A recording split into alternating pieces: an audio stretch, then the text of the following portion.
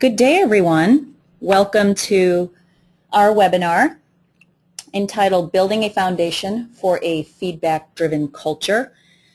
When we think about the word culture, it can have a lot of meanings and it's interpreted in a lot of different ways. But what I wanted to do today was represent a case study on building a feedback-driven culture, because companies of all sizes are seeking ways to better engage employees, managers, and candidates in their talent management initiatives. And we hear a lot about culture, especially from companies like Zappos and Google, who have these really strong feedback-driven cultures. So what I'm going to do today is talk a little bit about process and tools that enable your company to transform your environment. My name is Linda Janak, and I am the President and CEO of Talent Guard. In addition to Talent Guard, I've also had the opportunity to work for some very large organizations like Digital Equipment Corporation. That was very traditional, 120,000 employees. We didn't really think a lot about culture in that type of environment. And on the flip side, I've worked for companies like Trilogy and PC Order, who put almost 100% of the effort into the culture and being a good culture fit. So I've had an opportunity to see both sides, and I'm happy to be able to share that with you today. If you haven't been here before, this is a storyboard format, and I try to take a case study and present it in a way that's engaging for you. You can ask questions throughout the presentation, but what I do is hold questions and answer questions at the end, so that way it doesn't disrupt the presentation. And we will, this is being recorded, so we will save it as a recording and it will be available on the website. But as you know, we always send out an email after letting you know that it has been downloaded with a quick link so that you can access that information. So let's meet Jack. Jack is also known as Mr. HR. He's been a star. He's worked at many organizations where he's helped the senior leadership team change what I would call some old or outdated HR practices and bring more innovative, generational, friendly talent management processes into the organization. So he's very happy to be at what we're calling Culture Central. Just a couple of words about Culture Central. They are what we would call a home swap company, and they're online completely 100%. They're on the fastest growing company list, or Fortune 1000. They have about 50 million in revenue. They are a private company, but they plan to go public in the next couple of years. They have 5,000 employees and growing. They have a lot of international expansion. And one of the goals, as this new CEO stepped into this organization to take it and double it and grow it, is that they're experiencing tremendous challenges in retaining and developing employees. And if you've ever been in an organization where you have that rapid growth, it's hard to get your hands around. Some of the challenges presented to Jack by the CEO are some of these. One, 20% of new hires leave within 6 months. Now, they have, what's interesting about that 20% leave in 6 months is they had a very strong recruiting process, and I'll talk about that a little bit more. Employees and managers think the review process is a waste of time. When they looked at when he started looking at the feedback, or when the CEO started presenting it, reviews were getting done, but they seemed more administrative, and the team didn't feel like they were getting information that was really either, one, relevant for the company or relevant for the manager, or at a minimum, checking the box so that employees are being tracked in a way that the HR team felt was adequate. And employees are complaining about the lack of career development. So what they really meant here was employees have no visibility into what opportunities are vacant in their organization, what does some potential career path ladders look like, how would they move, how do they know they're ready, all the things that you probably experience in your organization today. So what Jack did is he spent a couple of months investigating the internal recruiting processes, how they were approaching the onboarding process, and performance management, because he felt those were the three critical issues that he needed to look at from a strategic HR perspective that would help evolve the company and meet those growth goals for the next 5 years. So what did Jack learn? Well, after thorough investigation, what he discovered about the organization was it had a very strong employer brand. They revealed that the culture does very well. When he started looking externally at the brand, he saw that marketing team had been doing a lot of social media. He could see all the jobs posted on large job boards, Glassdoor. When he evaluated that, there was some really positive feedback. They had very solid cultural traits, and the cultural traits were on the website. He could see them hanging in some conference rooms, and they did try to talk about those traits, on a moderate basis. For the most part, employees seemed pretty happy with the company. There wasn't a lot of grumbling going on or a lot of complaining. People seemed to like what they were doing. And they gauged one of the factors was that they had a strong employee referral network. So, they were getting most of their leads for job opportunities through their internal staff. And they had a very active recruiting campaign. So they were attending the universities, doing it online, mostly job boards and on their website. So there was no problem with getting people to apply for their openings. So what is not working? Well, what he discovered was some of their recruiting process, although they were very active in doing the traditional things, it was a little outdated, especially when they're thinking about capturing that next generation who's very social. Resumes would come in the door, traditional, they'd post it, people would apply for the jobs, it'd go into either an inbox, an email inbox, and somebody would have to print them out, sort them, and then route them, which, as you know, gets very cumbersome, and it's really hard to manage. Their onboarding was limited to administrative tasks, so mostly the benefits and admin, and there was very little time it's immersing people into the culture. If time was spent, it was up to each manager to create a plan for their new employee to bring them up to speed, but nothing across the board. Their appraisals were based solely on job competency, so if you were in marketing, whatever competencies they had for that role is really what your evaluation looked like. They did goal planning one time a year only, and that really happened when they did the appraisal. So they'd have part of that review was appraisal, part of it was, filling out your 3 goals that you wanted to work on. But really, when he started looking at all the information, they weren't really career goals. It was more like training task items. I want to attend a communications class, but it wasn't relevant. It didn't tie back to anything either job-related or to the values and culture of the company. Limited peer and manager feedback. This is something that the new CEO wanted to institute inside the organization so that they could drive more engaging and relevant conversations, and he felt that that was going to be needed to take the company into the next 5 years. And then lack of behavior reinforcement around feedback and around the actual cultural traits that the company cared about. And we're going to really break that down and talk about how he transformed some of these things. So when Jack walked into the situation, he knew that in order to innovate and inspire change, you have to be able to ask the right questions. And if you can ask the right questions, then you can begin to inspire people to step up and help solve these big challenges.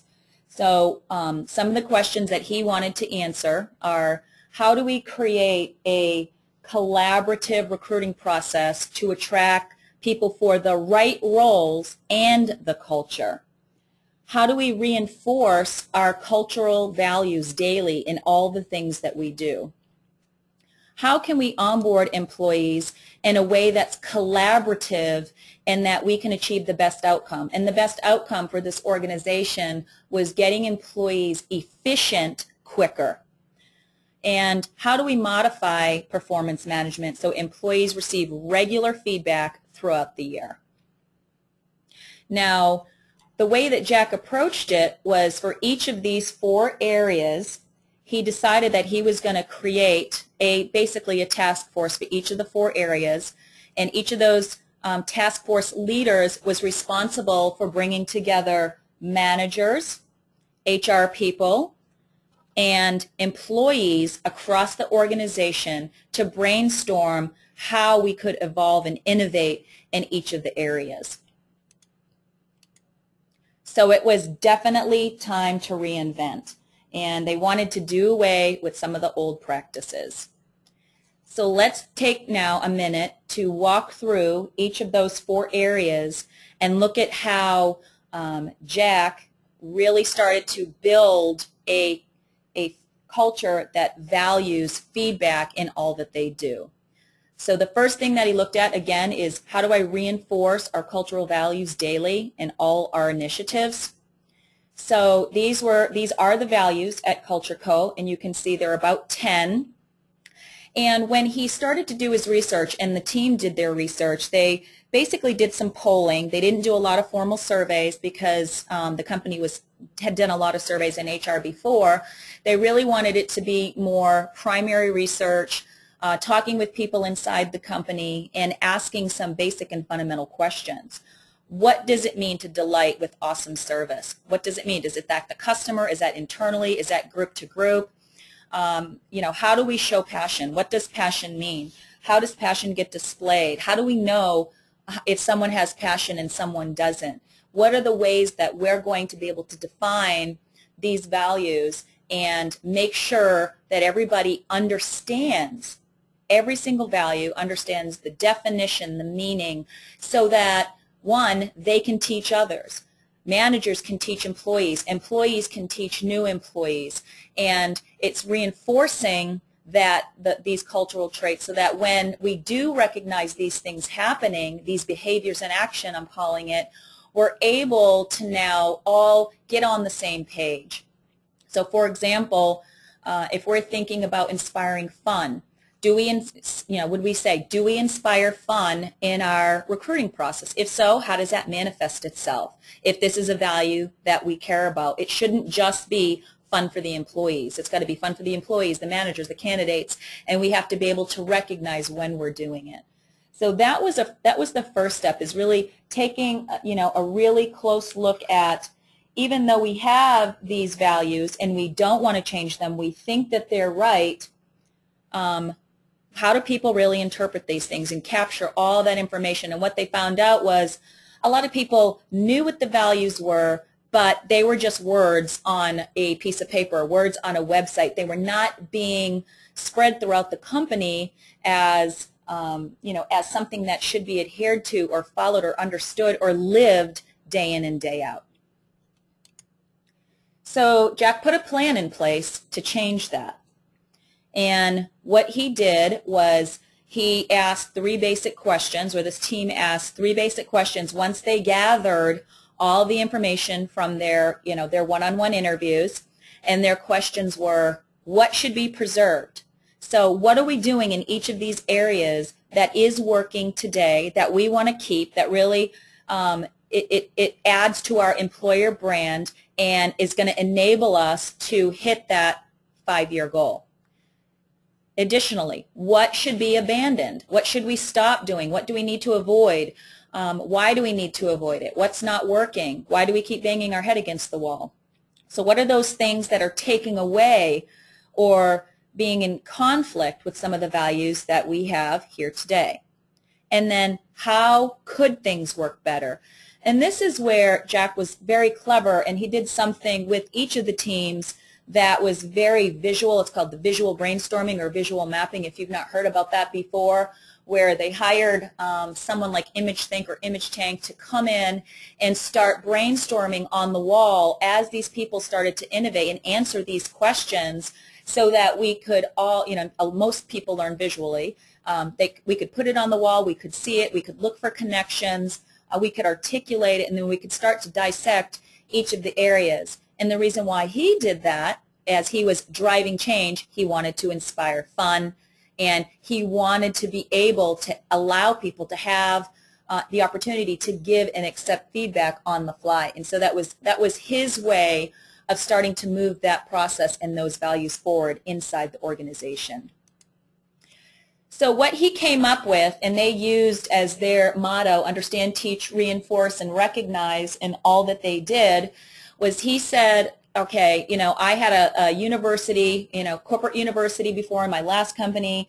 They're very effective if you can set them up right. And the first thing that the team wanted to do, Team 1, was put together a basic course, and it was basically 3 weeks, on each of the values. And what they did for each of those values was talk about, go into a deep dive on what that value meant, have people come in and talk about real stories, both employees and managers, on, when did we see these values start to manifest themselves, and how did we recognize or not recognize them at the time, do some role playing, what does it look like, and then show and tell. So it was very interactive. It drove lots of feedback. It drove lots of discussion. And the real value was that everybody was on the same page, because this is an organization that was moving to a feedback-driven talent management culture. So if they're going to give feedback, and if we're going to give feedback and we're going to be focused more on values than on job competencies, understanding these at a very deep level was important, because either your peers or your manager or anybody that has any input into your review is going to be noticing these things. So you have to teach people what's important. Secondly, create a collaborative recruitment process to attract the right hires for the role and culture. So this was an organization, as I said, that had a very strong employer brand. They were attracting lots and lots of resumes. As a matter of fact, they had about 20,000 applicants, and they get that annually. That's a massive amount of data to handle. They have, on average, about 300 open positions. It took, from the time that they identified a candidate and brought them in for interview to close, was about 46 days. It was longer if you took it from the point they got into the inbox. And about 91% of their hires were external versus internal. So they were doing a lot of recruiting and very little career development internally. That's what that number tells me. So we know that recruiting is very important, but what we need to focus on is how do we recruit the right people, and the right people being that they're right for the job, i.e. marketing, and they're a good culture fit. And in this particular organization, they wanted to basically weight those 50-50. So when Team 2 started looking at breaking down this particular process, what they found was their job descriptions were pretty standard, like most job descriptions across the board. They just had basic key responsibilities and qualifications. The hiring process was driven mostly by HR, didn't have a lot of line manager input or collaboration in the process about, do we really need this talent to move forward in 5 years? We might need it now, but how does that change as we start to look out into the horizon? There was limited collaboration between HR manager candidate and people interviewing. So, they might bring people in, but if they have a debrief, that's great. If not, people were just sending their feedback via email, and that was good enough for them. So that was, again, ineffective. And then they had no method to assess culture fit. They didn't even ask culture-based questions. They were mostly technical. When I say technical, it's across all occupations in nature. They were really just looking for job fit. Hence, that's why many people left in the first 6 months. So Jack decided, okay, team, we need to loosen the tie. Let's think outside the box. How can we make this more effective? Well, the first thing that they looked at was, if we're going to hire for job fit and we're going to hire for culture fit, all of our roles have to represent the values that are most important to this role and to the organization. So on every job description, they put their cultural traits, their 10 traits, and then underneath that, they talked a little bit about how this specific role would get, how the values would manifest themselves in the role, so that when people came, they could go, oh, wow, I'm either like that or I'm really not like that. For example, some of our best meetings are at happy hour. I know this is a little hard to read, but some people might not like happy hour at all, but this was an organization that celebrated a lot together, and it was typically off-site. So that might not be suitable for all people, but they want to give people a flavor and a feel so that they can self-select before they actually get in the door, so that we can minimize the wrong hires. The second thing that they did was they wanted to, as we talked about before, increase collaboration and feedback between HR, the manager, and the candidate. So the natural step for them was to implement a online applicant tracking tool. And what that tool allowed them to do was really set the job profile, post to many job boards, have HR manage the life cycle, and then managers and peers could assess the feedback on technical and cultural fit. So as if you haven't used an ATS, it's pretty powerful because you're able to track from the moment a candidate comes in to the workflow enables you to send a letter that acknowledges that, because feedback was important, right? We're talking about feedback as a culture. So giving feedback to the candidates along the way, from the point of when we receive your resume to when we bring you in for an interview to whether we accept or decline, and then be able to pass that off to your onboarding process. This gave tremendous amount of visibility into who they were hiring, why they were hiring, but for the most part, like most ATSs, they mostly manage workflow. Even though you get them in the system, some allow you to match, sometimes to competencies, but not a lot of them do that. So what Culture Co had to do was enhance the recruiting experience with intelligence about culture fit.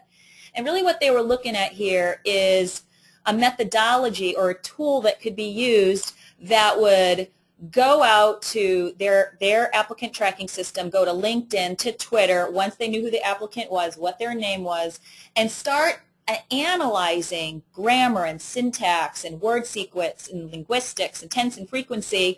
What they were doing with this tool that worked with applicant was looking for language patterns, because what they realized that if they could look for language patterns in all the communication that this person, this applicant had, they could better map those behaviors of the proposed candidate to fit what they were looking for in the job description.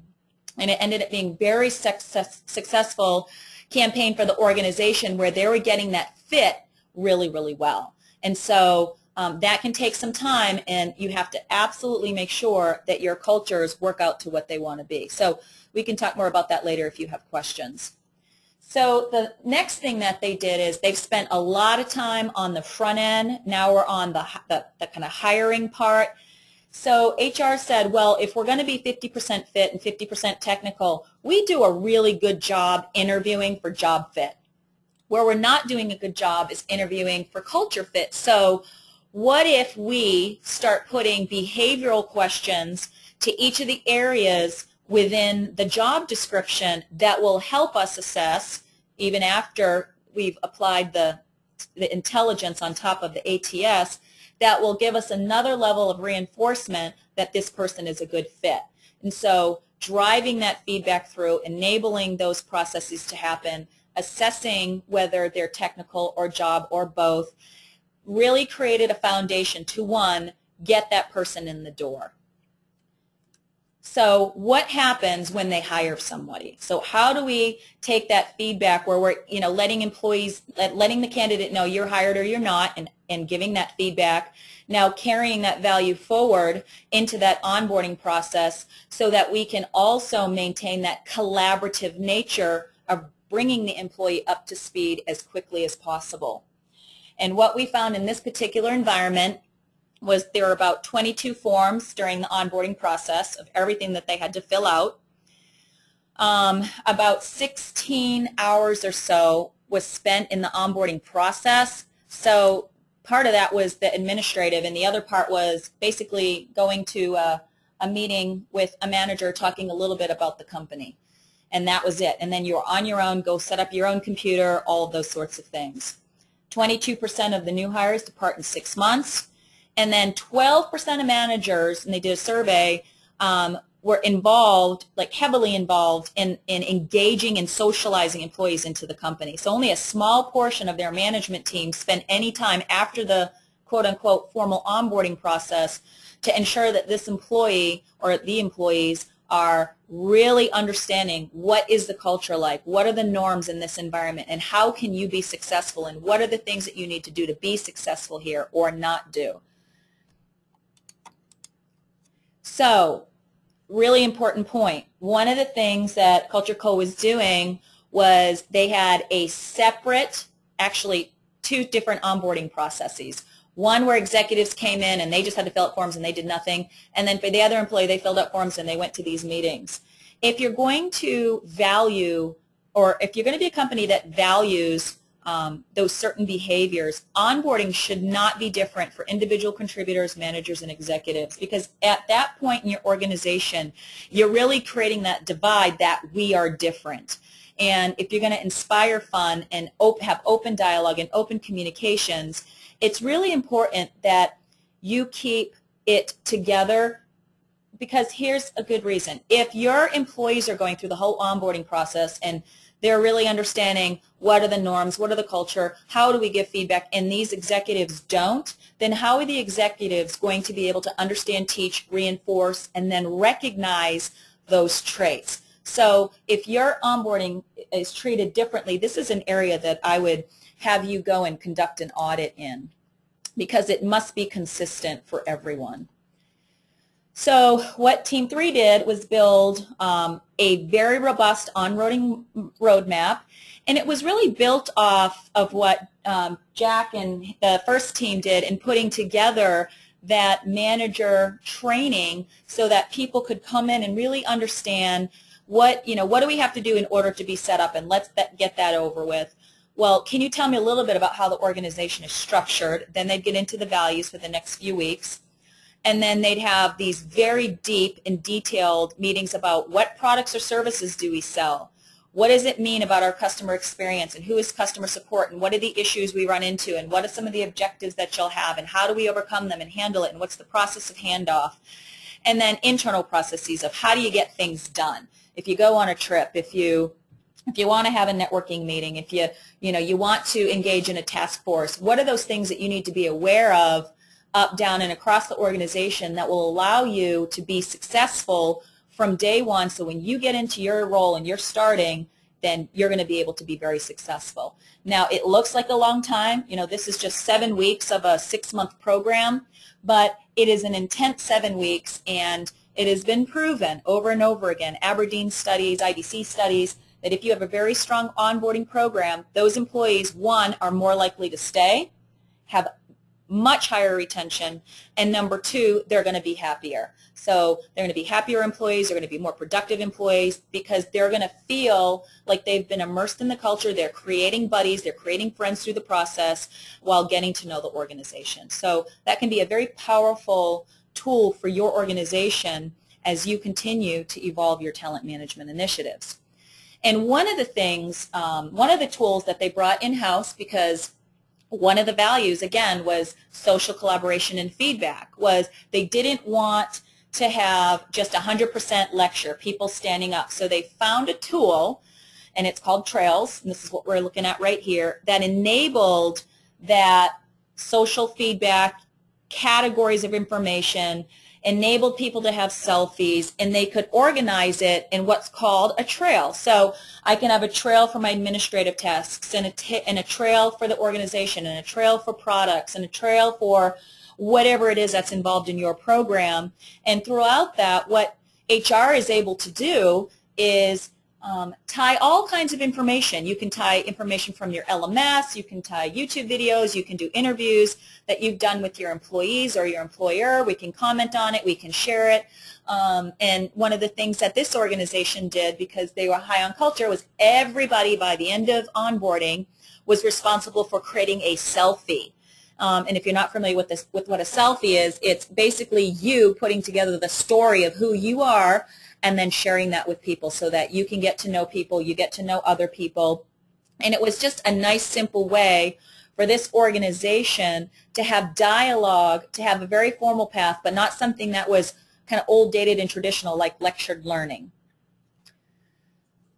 And finally, the fourth process, how did they roll better and more feedback into performance management? Now, as I said, the organization had 5,000 employees. They did about 4,000 formal appraisals annually, so not everybody participated.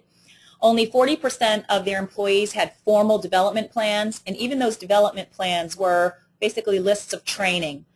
Of those reviews, the team went through every single one. Only 12% of the reviews had formal comments. A manager and an employee actually writing comments about who they are. Mostly it was checking the box, and the average time based on, just cursory interviews was about, people would spend 6 minutes on their review, which is very, very low. What that tells me is people were just checking the boxes just to get it done. So that, goes and reinforces why they believed the performance management process was broken. So in order for performance management to work, it's got to be regular and it's got to be relevant. So what did their old process look like? Well, they, much probably like many organizations, they did the self and manager appraisals. As I mentioned before, they were based on job competencies. They were done one time a year. They had the single appraisal form for everyone based on job. They had a 4-point performance rating scale. They didn't track cascaded goals. They had lackluster development plans, and once they were put away, rarely seen again. And then there were no learning and development guides tied to the competencies that they had. So even if an employee had an issue, they had to go research it themselves of what kind of course or materials or book or whatnot do I need to go buy or purchase or engage in so that I can fill the gap, and the limited peer and manager feedback. So, if you have ever done performance appraisals, as have I, that mountain gets pretty high pretty fast. And, this is just, a representation of how we feel when we're going through that performance review process. And this is just a sample of what their form looked like, because everything was manual. And you can see there was a big comment box there. But Jack is thinking, how on earth am I going to take all the information from these folders across all of these different managers and make any sense of it? This just is not going to work for me. It's too time consuming. I don't want to spend my time doing it. I need to be able to get information so that I can really see what's going on. So the new process. Well, first and foremost, what they wanted to do, they were a pretty innovative but traditional company. They did not want to get rid of the formal performance appraisal, but they didn't want it to be exclusive. And the reason for that is that they wanted to capture acts of living the culture by managers and peers. So they wanted to have more of a feedback model.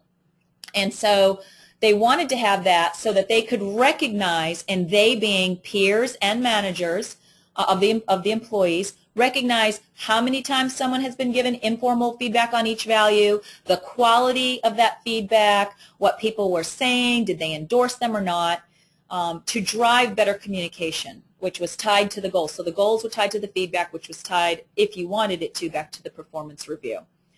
The appraisals were now, so what happened was employees got assessed against the values, that was one review, and then managers got assessed against leadership traits, and I'll break those down in a little bit. But the leadership traits were, how often have you captured somebody doing X, or how often have you inspired fun?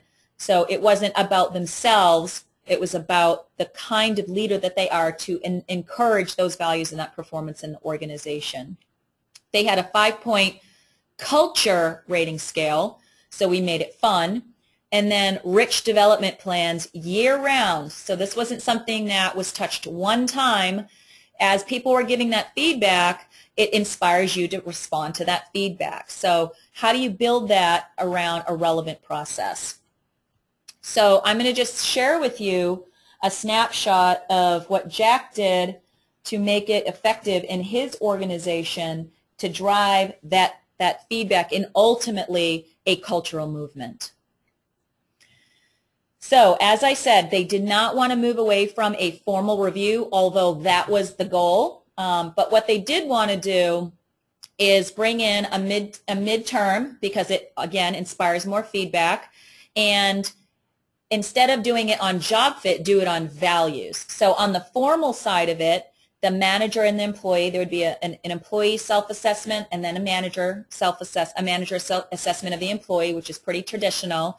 But what they did is they made the rating scale relevant to the culture rather than performance-based. So, you know, for example, you may get zapped, your zap is hiding, meaning we're just not seeing enough, we need to see more. So they wanted to have that rating scale built around their culture. The second thing is the managers, like being a supportive coach, for example, they were used the same rating scale, but the difference with the manager reviews was that they wanted to solicit feedback from not just their manager, but from their peers, their subordinates, their manager, themselves. So bringing in that 360 degree with comments so that as a manager, one, we know, are you living and breathing the culture? And two, how effective are you at leading people through these initiatives to have a great workplace and to have great employees? And how and where do you need help so that we can help you moving forward in areas that might not be intuitive or strengths? And then the informal side, and this is the side that they were moving toward as their new performance review that's going to be phased out. It has not been phased out yet. Was for all of the areas of values, for example, customer service, change agent, fun and weird, what can we do to recognize people? So what would happen is employees would enter all of their development goals, and then within those development goals, people could come in and comment on those goals. They could endorse you, they could add comments, they could make suggestions, and, you know, continue that dialogue and that feedback. So we see, quote unquote, culture in action. And then managers had the option, if they wanted to then rate those goals, if we wanted that to be part of a review or not. Some people did it, some people didn't. They didn't make it mandatory. And so at the end of the day, from the perspective of the manager and of the leadership team, we were really able to look at, of our values, which ones are being observed more, which ones are being executed more. Do we have areas of weakness? For instance, humor only got 2% for this person. So does this person need to figure out how to institute more humor or less humor?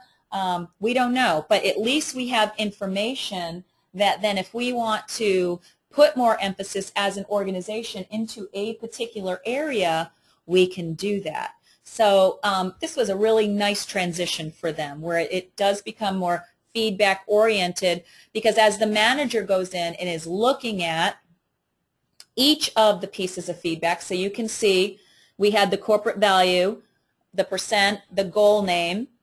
We can see here that there was a development guide, or what we call learning resources, can be served up automatically from your LMS or Trails or Talent Guard or whatever it is. It doesn't matter. It's for HR people. As long as you can know your competencies, you can tie whatever you want to it. Serving up potential learning resources based on the goal and then based on feedback that would be most relevant for this employee. And then having the manager be able to see all the history. Well, wow, I saw this, but these employees are seeing something else, or this manager noticed something else. So what it does for me as a manager is I start to go, all right, I need to be more objective in how I'm handling the development of my employee. So it can bring to light the ability to have those great conversations, and it allows the employee to get some of that recognition throughout the year and not just one time. And then finally, I'm a huge proponent of coaching. I believe that coaching can fundamentally change an organization if you find the right coach. And we have these things, right? So you can have an external coach, you can have a manager as coach, but most managers are not trained as coaches. They're doing manager one-on-one training. Whether it's an internal career center and you have internal coaches sitting in that facility, or you use a coaching hotline. If an employee has the ability to at one point or another bounce ideas about their career off of somebody who can provide that objective input, this is one step moving in the right direction of that career development focus. And we found that the more someone had coaching, the higher performing they were, and the more productive and the more engaged. And so I would really encourage you to look at coaching specifically because it accelerates skills. So if you have somebody on a PIP plan and the manager doesn't have time to educate that employee through, bringing in a coach as a third party can help. It can help an employee and a manager articulate some potential career development paths. And it helps employees really understand the talent that they're adding to your organization. So as opportunities start to arise, they really understand from a strategic perspective, where can I navigate, what areas or paths are available to me that I can continue to be a good fit for. So ideas that work. Behavior is consistent. I tell this to people all the time. If you're like this at work, you're like this at home. All too often we hear, well, I'm not like this in the office, or I'm only like this at home. Behavior is consistent. If someone's doing something, they're going to keep doing it that same way. The only way that behavior changes is to reinforce it. So if you have people in your organization that are going against the values, we have to recognize it, and then we have to reinforce it with the right behaviors. And that comes in a lot of forms. It comes in coaching from external, coaching internal, employees and peers being able to pick that up, and then making those daily changes in order to get to the value that you really have in high esteem. Recruit for technical and culture fit. If you're not doing that culture fit, I think you're missing a big part of finding employees that are going to be ideal fits for your organization. Onboarding must immerse everyone the same way. Performance should allow for regular informal, i.e. giving all that feedback, and formal. It could be both, it could be one or the other, or it can be none, but if you're really into feedback, you have to do something.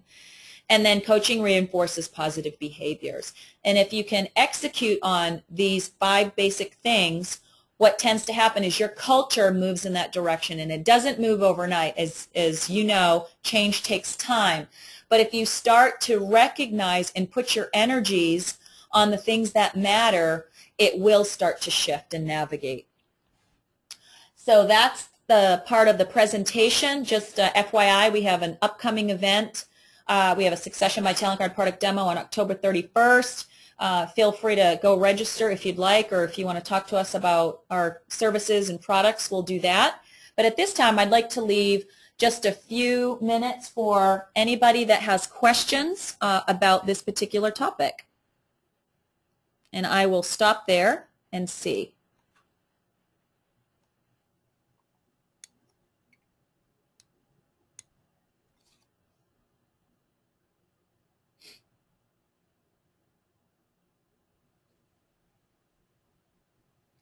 And Frank asked if the slides are going to be available for download. Absolutely. And we will make them available. They'll probably be on the site tomorrow morning at the latest. Any other questions? I know we covered a lot of ground because culture is a huge word. No? Well, if not, then I want to thank you very much for attending this webinar. I hope it was useful for you, and I hope you like the format. If you have any feedback for me, feel free to send it info@talentguard.com. Or if you'd like to see other topics that would interest you, I'm happy to do those. We want to make these beneficial. We try to provide insight and process at the same time so that you can have little nuggets that you walk away with to help you start really thinking about your organization at a deeper level. And without that, I will say thank you very much and have a terrific afternoon.